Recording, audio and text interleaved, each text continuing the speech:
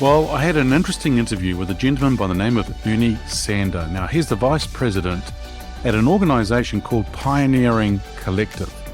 And he works with C-suite executives and other leaders to build and amplify their personal brands through content and communications.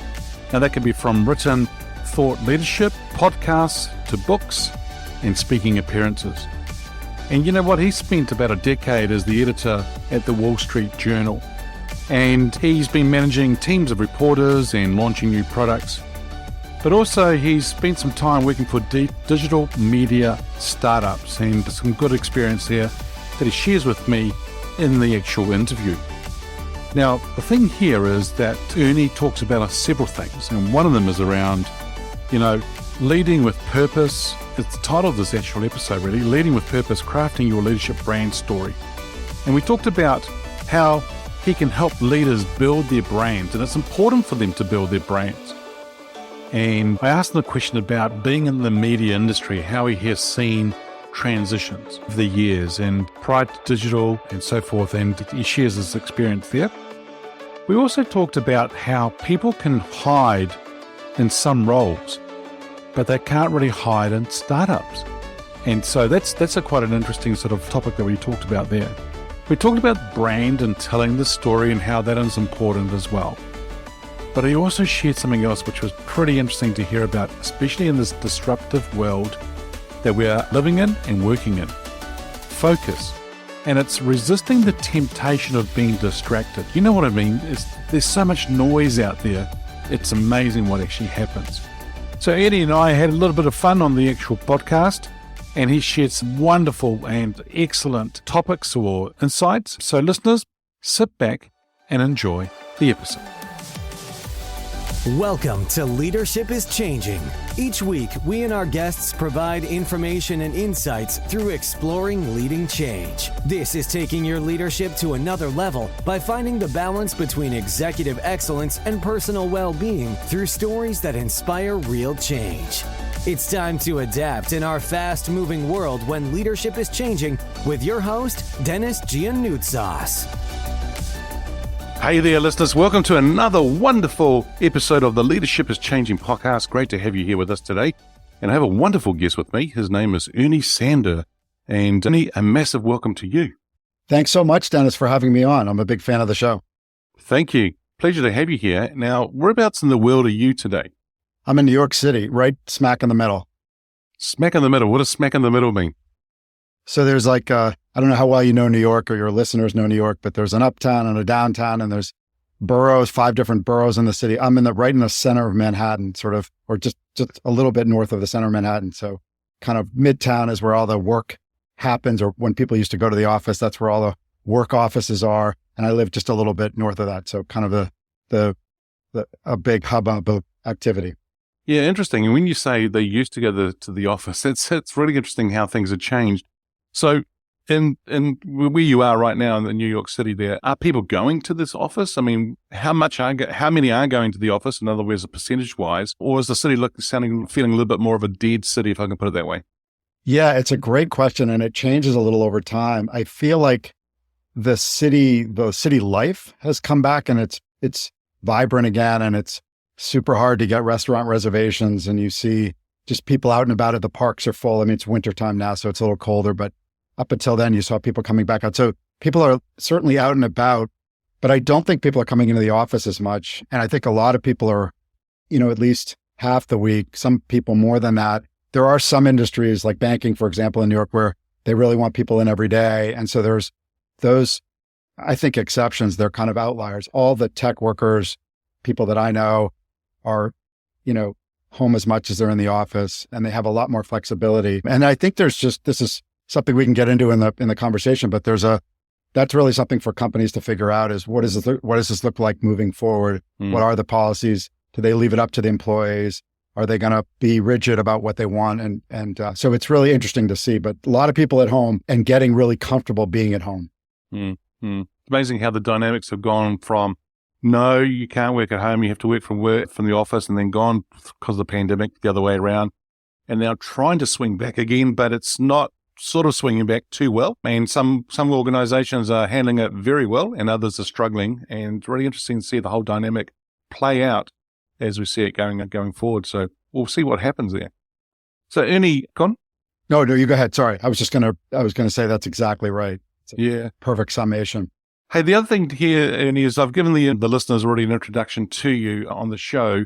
Now, you've got a vast experience here as a media executive for 20 plus years of experience. Tell us a little more about your background. I grew up in Boston, which is, again, I don't know where your readers are, but not that far from New York. Well, Boston and New York are actually rivals, sort of sports rivals. So I grew up in Boston and then went away to college and spent a couple of years living in Japan, teaching English right after college, and then came back and knew I wanted to be a reporter.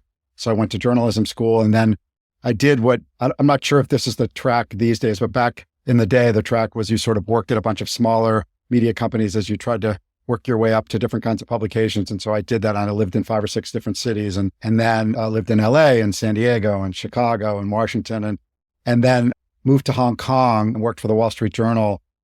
And I stayed at the Wall Street Journal for 10 years, both in Hong Kong and in New York as an editor, managing reporters and managing sections of the paper and managing coverage areas, helping to launch new sections.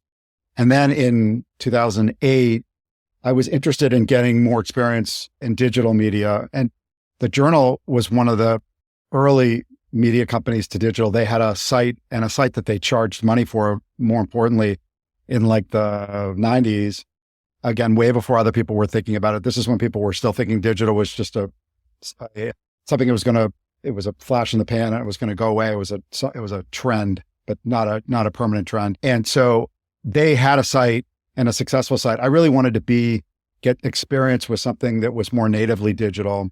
And so I went and started working at digital media startups and spent the next decade working at digital media startups, kind of in a editorial strategy, content strategy kind of role. So again, managing content and teams of content producers across all different kinds of mediums. So text, of course, but video and email newsletters and podcasts and social and all kinds of things like that. A couple of years ago, I joined Pioneer and Collective, where I work now. I'm a strategist at Pioneer and Collective. And so I work with leaders of all kinds, mostly business leaders, on their personal brand, personal communications, helping to kind of build the brand, clarify the brand, and then amplify it through all kinds of different communications. So we do a lot of thought leadership articles and help some people write books and launch podcasts. We also do strategic introductions, and we do all kinds of coaching for them. So it's a great job and a great opportunity to meet a lot of really interesting leaders. Oh, wow. What a fascinating background and the things that you do today as well. I just got a quick question here, which is burning since you said it, was living in New York and coming from Boston. Do you walk down the road with a baseball cap with a big B on it, or do you have the NY on yours? You know, I still have the B on mine, and I don't have a problem with it, but it's interesting. My kids were born in New York, and so they've grown up hearing me talk about Boston sports teams, and I don't envy them going to school and talking about Boston teams. They're pretty bold. I have to say, they're not afraid to tell their friends that they're Boston fan, but I've stuck to my guns. I'm a Boston fan through and through. Yeah, that's cool. Now, you've seen, based on what you just shared with us about your background, a lot of transition in the media industry, going from pre-digital into digital and to things like podcasts and things like that. What was that transition like for you, of seeing it over the years, of the experience that you've got? Well, how was it? Really interesting, I think. I just enjoyed being there when things were emerging. I think when you see things emerging, unless you're one of these super smart, innovative, ahead of the curve thinkers, and they exist in all different industries, I think most people don't know if 6 new platforms pop up or 6 new formats in media pop up.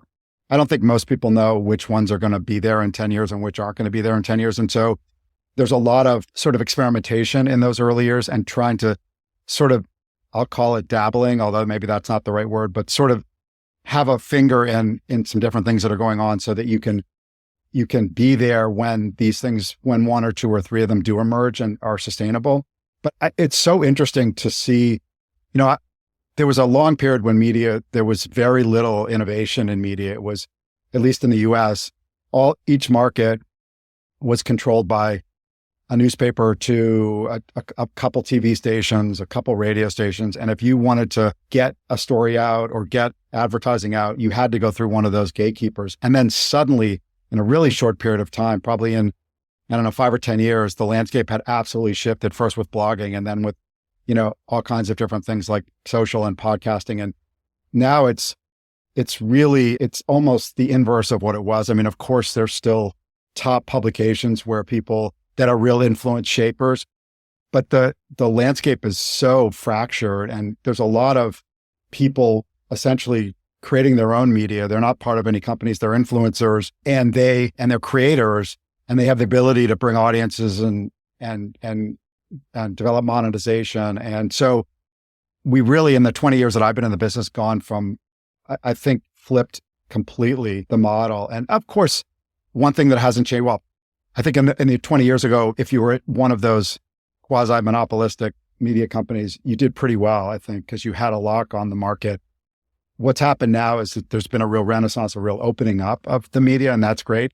It's really hard to make money. And so that's the caveat here, is that anybody can put their shingle out and have sort of a media business or a platform, but it's not really easy for anybody to make it a going concern. Yeah, I mean, it's obvious that the whole industry has been disrupted, of course, over time, and it's amazing to see that whole transition happen and where it's gone. And Ernie, I know that you've actually launched your podcast as well, and it's called You Said What? Tell us a little bit more about the podcast. Sure. I'm a real newbie, Dennis, next to you. I know you have 380 episodes or whatever it is now.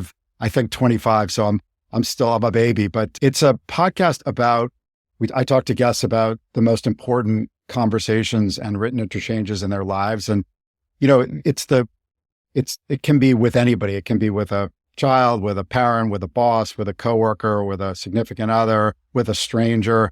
And it's really trying to talk to people about which of those communications experiences really stuck with people and why, and sort of how did they, in some cases, kind of change their worldview about things. And so I, like you, like to interview people and like to learn. And so it's a great excuse for me to meet people from different walks of life. I've had ex-NFL football players on, Broadway actors, founders and CEOs, private investigators, all different kinds of folks. And it's been interesting for me to A, hear their stories, but B, also kind of think more about what kinds of conversations do stick with us. And it's not always the most obvious things. It's not always, sometimes you're going to have a profound conversation with somebody. And of course, it ends up being meaningful and profound. And then other times, there's moments where you don't necessarily think anything's going to happen and suddenly something happens and stays with you for years. And so I find that really interesting. There's depth. What I found is there can be a lot of depth in sort of small communications moments, and you don't always know it's going to happen. Mm.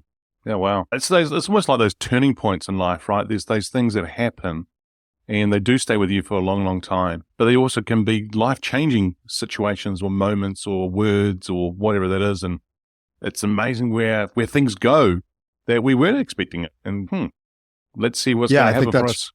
That's completely right. Yeah. And I love those, there's that concept of there's the movie called Sliding Doors or whatever, where you you decide to get in one subway car instead of getting another subway car. Because you got in that subway car, you met certain people, you had a conversation, and that ended up changing what you did. And so I love that concept of like things that happen when they happen and how they shape what you do. And you never know what they're going to be, but they're sort of these tracks that you're quietly laying down. It's so interesting. Totally. And listeners, if you have not already checked out that movie, Sliding Doors, it's really, really cool to go and watch. Get it out, or say get it out. It's not, I don't think there's video stores anymore or things like that, but see if you can find it and have a look at it, because it's a fascinating movie, but it also has some really, really strong messaging in there as well. And so, yeah, definitely one for you to look out for. Ernie, let's ask a question here. And I want to come back to something about branding a little bit later on that you mentioned, but as we could probably talk about this as we go through some of these questions. And that is, how did you get into leadership yourself? Sort of just, I think when I worked at the Wall Street Journal and then I left and I was starting to work at digital media startups, it was sort of a brand new world. And there was opportunities to get in on the kind of early days of things and to be sort of a little bit of a leader on day one, just because I'd had this experience at media companies and at the Journal, and feel like I got really good training there. And I think for people looking to build content operations, they were looking for people with experience at established places that sort of knew how to build systems and how to create content that people would need to consume. And so I had that advantage. And so I was able to be at these startups, at these small companies in some leadership positions quickly. And I became really interested in, it is like bigger companies, they do have these systems and these processes and this history.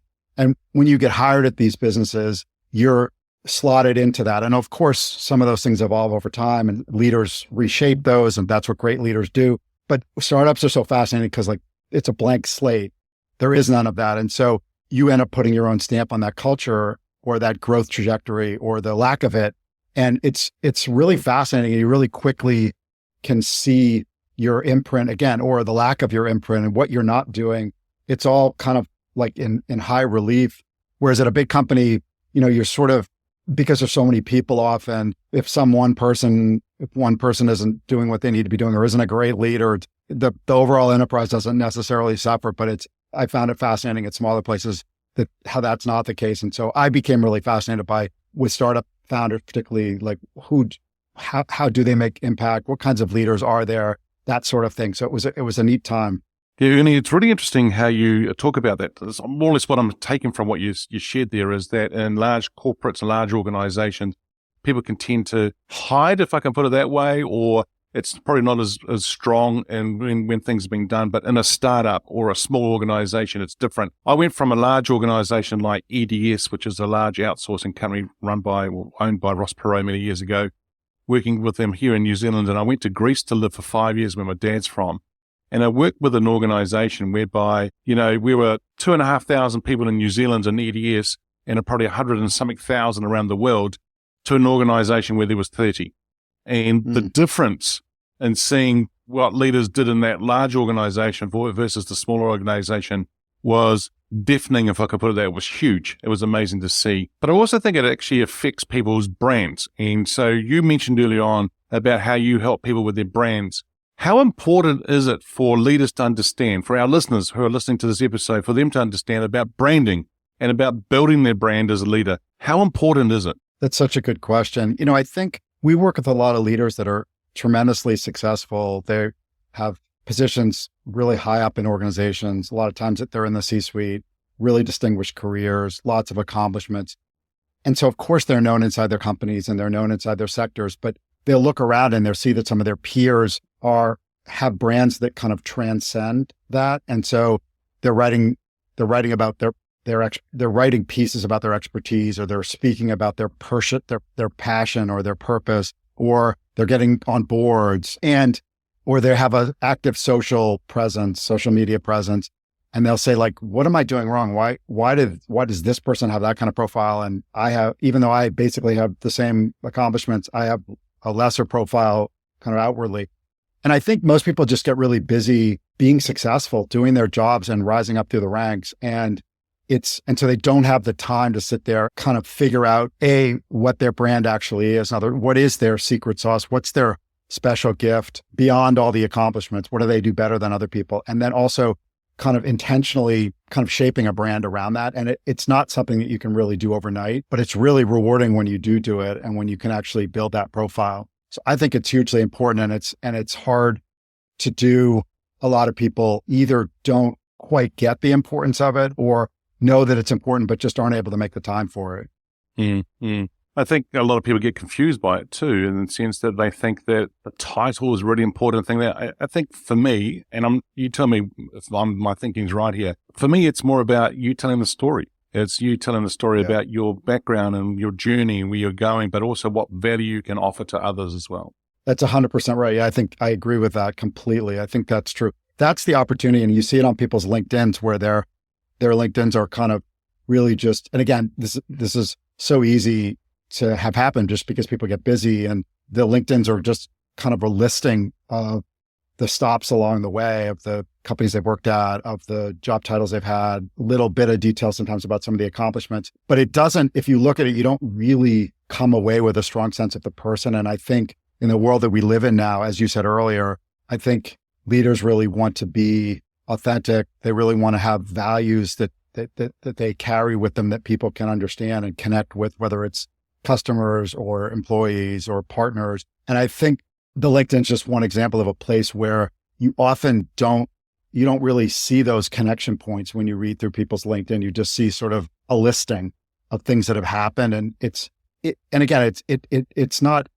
exercise that takes a little bit of time for anybody in their life of saying, okay, for 20, 30, 40 years or whatever, I've done all this stuff. So if I had to extract things out of that were really important and that really defined who I am, and I had to do it in a paragraph or a sentence or a word, or what would those things be? And so it's a bit of a process that I think people don't naturally embark upon. And it's tough in the sense of having to make choices that, aren't easy. And so, but I think that what happens when you do that is that you end up kind of elevating certain things about your background or who you are, and sort of pushing down other things so that the things that you've elevated kind of stand out more. And people who are looking at, for example, your LinkedIn or a piece of thought leadership that you've written, before they meet with you or before they decide to join your company, they can really get a feel for what you're all about. And it instantly creates something to talk about, something to share, something to discuss.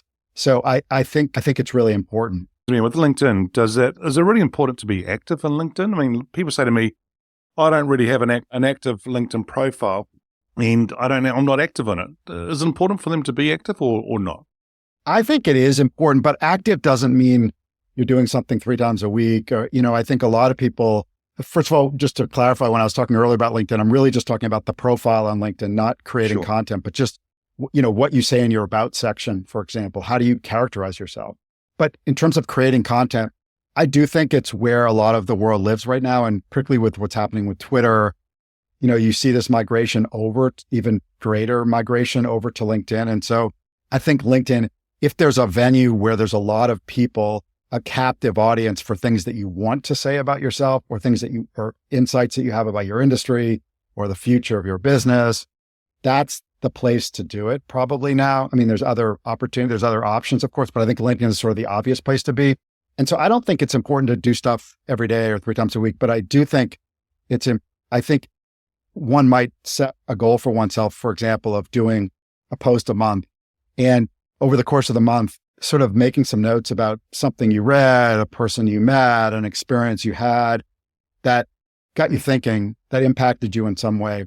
These posts don't have to be, usually most leaders and executives have access to someone who can be an editor and a sounding board for them. So if they don't feel so great writing posts, or they're unsure about how to start and end them, usually most people can find a sparring partner or somebody, again, who can help them sort of shape it. I think the key is to have the intention of wanting to do, 300, 400, 500 words once a month about something that stood out for you as a person, as a leader, as an executive, and share that. I think these things become, like, as I said, really kind of windows onto people and important for people who are going to come into contact with that person.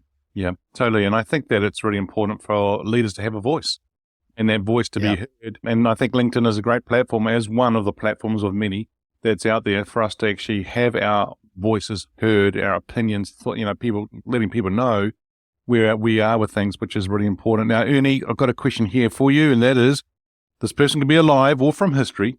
Who's your favorite leader and why? This is such a good question. It's hard to pick a single favorite leader, and I'm sure that I could come up with 5 or 10 that at least that I think I really admire. One person that I was thinking about when you sent the question over was Tony Hsieh from Zappos, the founder of Zappos. And, he was an interesting, complicated person, who had his own demons for sure, but he was somebody that was really interested in finding ways to make life better for people and ultimately about creating happiness, and, wasn't able to quite create happiness for himself, but created happiness and joy for lots of employees and startups and obviously customers. And, it's funny, I think of I buy a lot of stuff on Zappos, or whenever I buy shoes, I buy them on Zappos. And I'm just always amazed by that experience that you go through there, where the customer service people spend, endless amounts of time with you. You never feel like, you never get a bad one. You never feel like they're trying to rush you off the phone. And I think of that as kind of the gold standard. And I think of them as the beginning of that gold standard that now all these online companies kind of aspire to in terms of customer service, where the customer's never wrong. They'll do anything to keep the customer happy.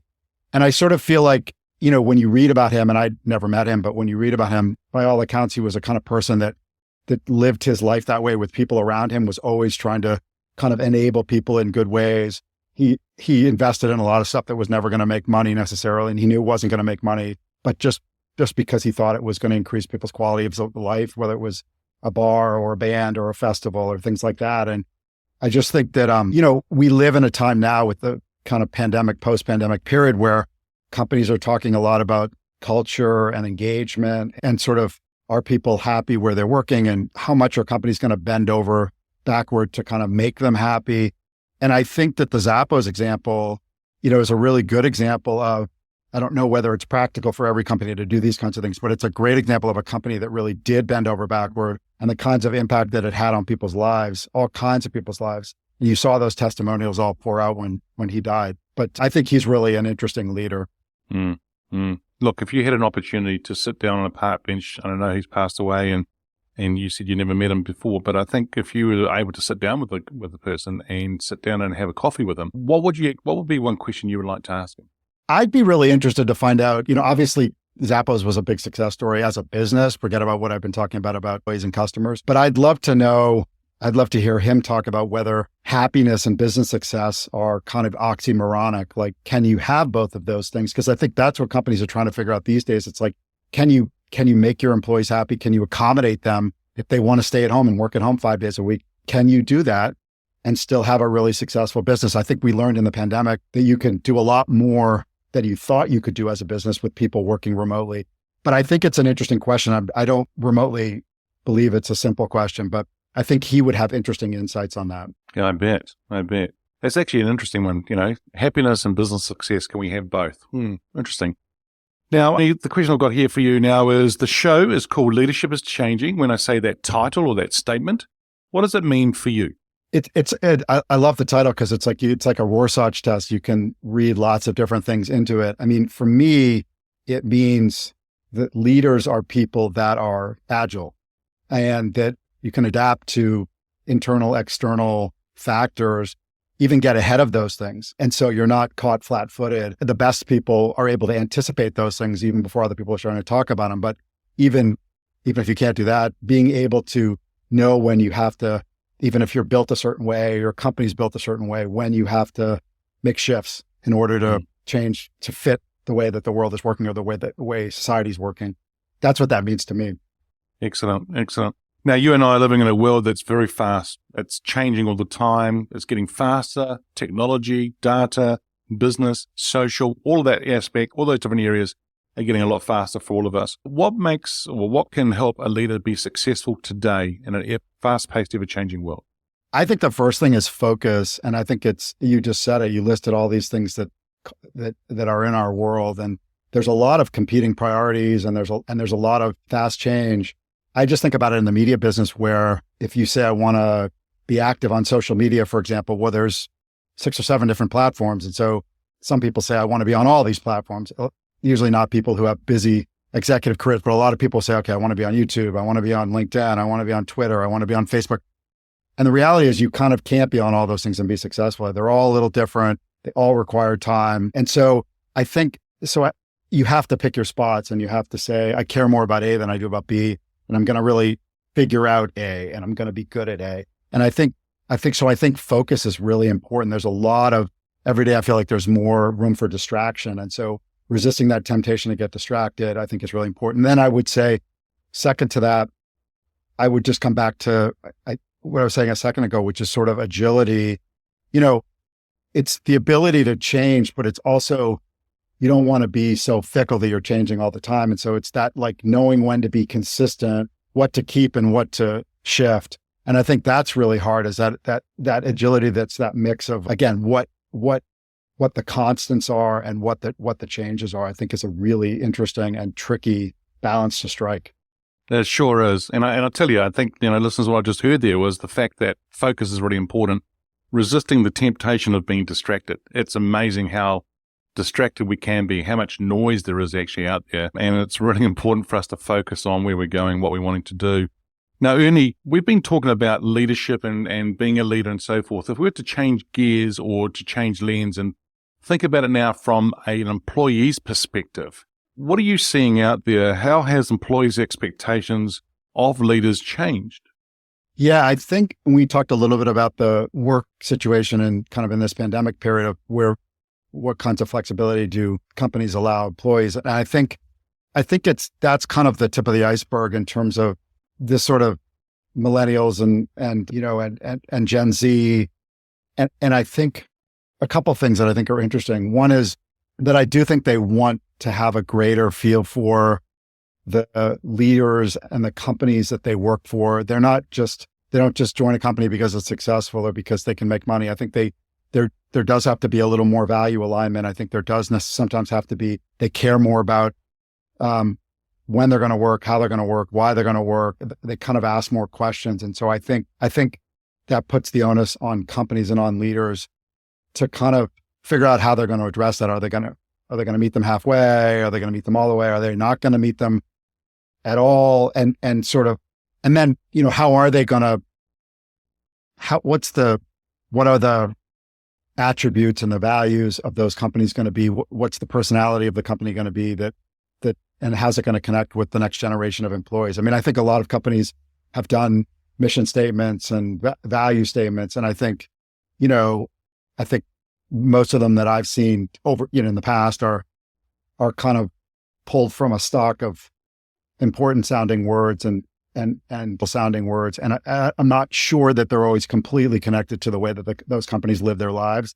And I think that the next generations are going to expect companies to kind of be who they say they're going to be and to have a real defined personality. So I think that's one thing that employees are expecting of leaders is that kind of better capture of who those companies and leaders are. I think the other thing that's interesting, the other challenge is that, and I don't know if this is happening in the rest of the world, but in the US, there's a lot of pressure on corporate leaders to kind of weigh in on political and social sort of hot button issues. And there's a lot of them these days. There's a lot of partisanship. And so things happen in the news and CEOs get asked all the time, well, what do you think? What does your company think? And I think that's an interesting space too. I think a lot of employees expect their companies to speak up on certain things. And I don't necessarily think it's the right thing for companies to speak up on all matters. I think because there's so much partisanship, there's a good chance that if you speak up on one of these really fiery issues, you're going to satisfy 49% of your or 50% of your employees and disappoint the other 50%. I mean, that's sort of where we are as a country. And so I think you have to pick your spots kind of carefully, and you have to have a strategy for what you want to talk about and what you don't think you have value to add to. But it's really tricky. There's a lot of, as I said, I think expectations on the part of people who work at companies that their leaders are going to amplify what they think, that they're going to say what's on their minds, and they're going to there's going to be some connect there between the two. So it's tricky. Yeah, I think it is very tricky, and having to navigate those waters for a CEO or a leadership team for an organization is difficult for sure. Now, question I've got here for you, if I was to get you, Ernie, to get your crystal ball out here now, think about the future. Where do you see leadership being in 5 years? I think a couple of things. I mean, one, just to build on this point that we've been talking about, I think there's, you used to hear a lot, I guess you still do, about automation and technology and how it's taking jobs away. And I think that's totally real. And so there was this fear about, are people going to be able to find jobs? And then during the pandemic and with the economy now, at least in the US, there's this real competition for labor, for talent.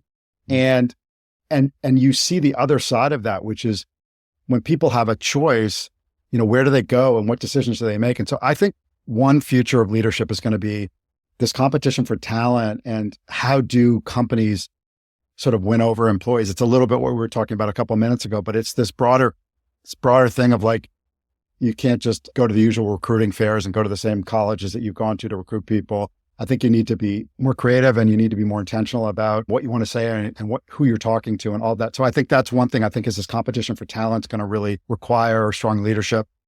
And I think obviously the diversity conversation is part of this too. When I say diversity, I don't mean, just gender or the color of someone's skin, as important as those are, but I'm talking about diversity of all kinds. And I think, we're moving into a world where we're paying, as we should be, a lot more attention to that.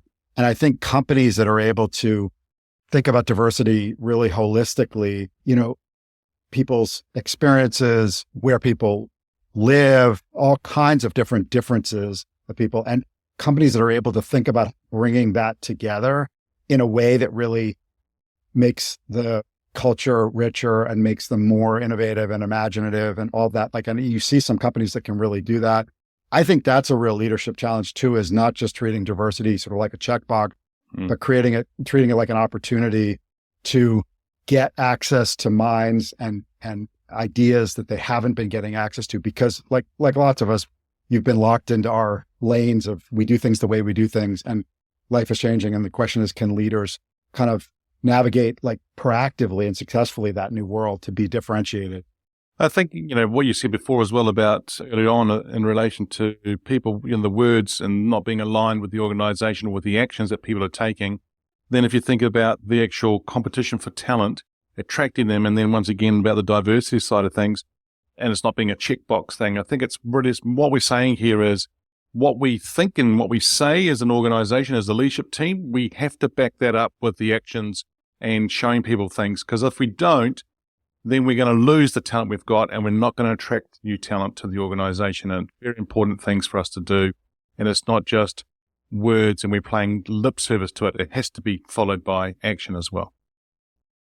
Exactly. I think that's well said. Ernie, hey, look, it's been a real pleasure talking to you. I could actually be here for hours talking to you. Actually, I think it's been really enjoyable here. Ernie, if our listeners are wanting to get hold of you, where should they go? I work at Pioneering Collective, so you can reach me. There's an email address there at esander, S-A-N-D-E-R, at pioneeringcollective.com. I'm also on LinkedIn. I think those are probably the two best places to get me. And I'd love to hear from you either about what we talked about on this show, which was fantastic, or just anything about content or communications or branding, or I'd love to hear from you. Awesome. Ernie, once again, thank you so much for joining me on today's episode. It's been a real pleasure. Thank you, Dennis. There you go, listeners. If you're wanting to, can happiness and business success go together? Can you have both? It's a really, really good question. Hey, thanks for joining us today. Until next time, bye for now. Thank you for listening to this episode of Leadership is Changing with your host, Dennis Giannoutsas. Each week, we and our guests provide information and insights through exploring leading change, inspiring executives and leaders to adapt and lead a bigger game in a fast-moving world.